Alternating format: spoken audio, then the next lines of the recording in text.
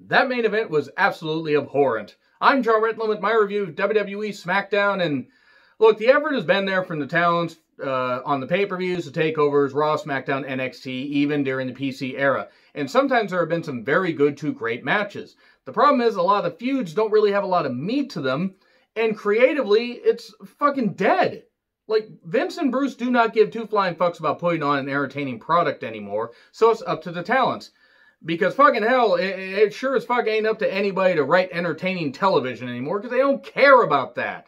So, how was this show? Well, I kind of gave away that I didn't really like it, but let's talk about the show from the very beginning. It's a very good place to start. Jeff, Sheamus, and JBL, because apparently we need more JBL on our goddamn televisions, except we fucking don't at all. Can't stand the dumb fuck.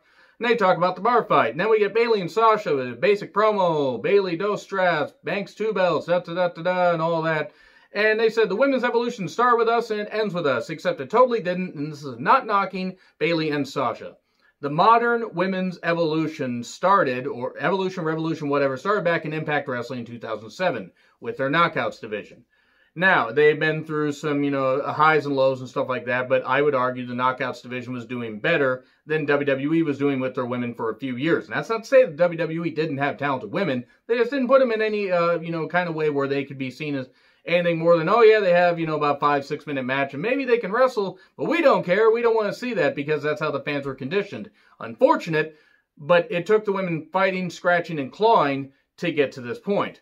So, we get Nikki and Alexa, and Bayley, who is apparently the GM now, says, hey, Nikki, you want another shot of me? You gotta go through Alexa. Okay, so they have a match.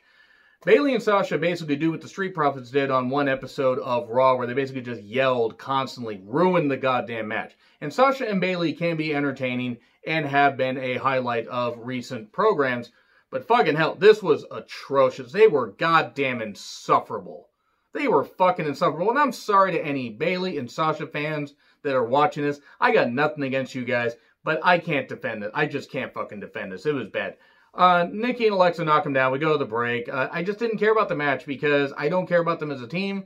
It was well wrestled for what it was, especially for an Alexa Bliss match, who's average in the ring at best. But Nikki manages to fake her out and hit the most devastating maneuver in all professional wrestling, surprise roll-up, inside cradle, 1, 2, 3. And then they're talking backstage, and Alexa says, well, you got one over on me. I'm going to support you next week. Meaning Alexa is going to screw over Nikki Cross next week and regain that match at SummerSlam. Then we get the Firefly Funhouse. Swamp Fight recaps. Great. Check out my Extreme Rules, the horror show at Extreme Rules review that I did if you want to know what I thought of that. Then he talks to the Lantern and says, well, no, you can't come out because it's his turn now. Fiend versus Braun at SummerSlam. Oh, boy, I knew they were going to do this. I just don't care about this feud. I'm really down on WWE right now, and I love wrestling, but I don't love what this is currently because it just feels so effortless. It feels like no effort's been put in. It feels just, it's not like, oh, it's easy for them. No, it feels like literally they put no effort. It feels lifeless, and that's sad because there's talent on this show. There's talent in this company. They call, apparently, one of the commentators called Matt Riddle Brodacious Barefoot Bro. I hate it. Riddle then beats Nice in about, 3 minutes. One commentary line, Nice continues to ride Riddle. I don't know why that made me laugh. Probably because I'm mature. I'm not. Bro Derek for 3, and then he calls out Corbin. Corbin then basically says a bunch of nonsense and says, oh, I'm going to put out a king's ransom on you. Because he's still the king. Bringing back the King of the Ring tournament was a mistake if we were going to give it to Baron Corbin and still have him carry it on like this and be boring. So, why is JBL talking again? No fucking idea. Miz TV with Naomi.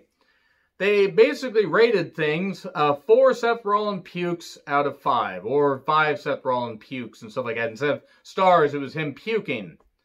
This is a level of maturity I would expect from a wrestling show that just stopped giving a shit, but not from the biggest wrestling company in the world.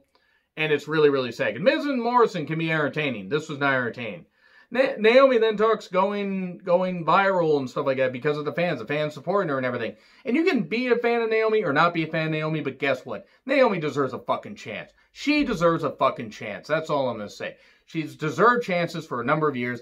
Give her a chance. Give her something. Give her something more than what they fucking gave her here because she had a decent promo and then it got lost because they called out Lacey Evans. And then you know, Lacey basically says some nonsense to her and goes to put on her makeup, and then Naomi gets revenge on her by pushing the makeup and making her smear her lipstick.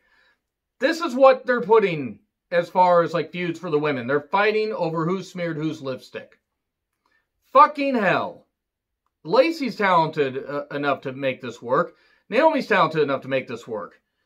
But they're not going to make people care if this is the best they got. So, Kofi will apparently be out for 6 weeks or more.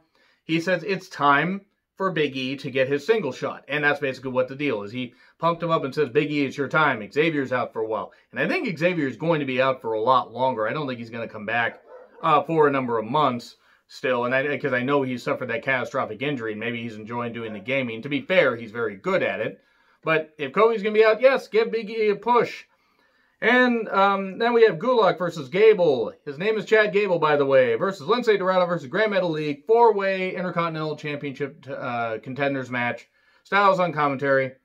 The match is fine. It was well wrestled, but it was also just kind of messy. And Grand Metalik wins. So, cool. Okay, cool. Apparently Daniel Bryan is having input on the creative team and wants to feature guys like Grand Metalik and Big E. If true, good on Daniel Bryan. So, we get more. Oh, by the way, you know what they had at the end of that, or the aftermath of that, is Grand Metalik slapped AJ Styles after AJ Styles basically encouraged him to do so. Then we get the Mandy Otis stuff. Why are we still continuing this? Is Otis going to cash in at any point? Watch him beat the Fiend with the Caterpillar on a cash-in. Watch them do that. Then Nakamura and Cesaro's. Everybody's going to go splat. That's what I got from this. And then Metalik versus Styles, Naomi versus Lacey, Nikki versus Bayley for next week. Bar fight. This is what I got to fucking say to Bruce Pritchard. You know, I wish that Bruce Pritchard had never even been allowed in wrestling, or never even been born. That's all I'm going to goddamn say. Sheamus versus Jeff Hardy in a bar fight. I'm sorry to any of my Irish friends, because I'm not making fun of you.